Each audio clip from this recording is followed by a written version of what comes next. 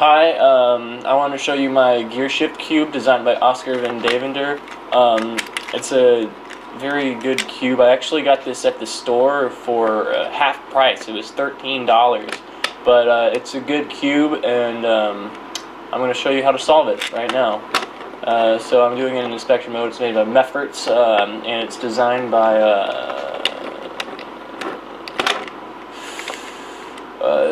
Oskar and Deventer. So let's try and solve it. I apologize if it's slightly off camera, because for this you need to get more focus than you usually.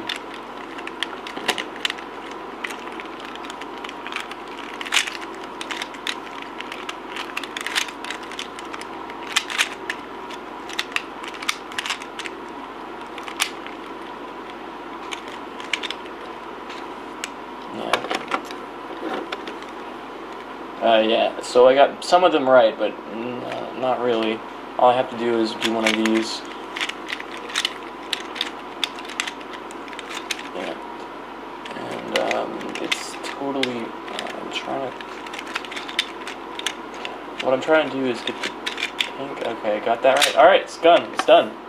And this is how it looks like when it's solved.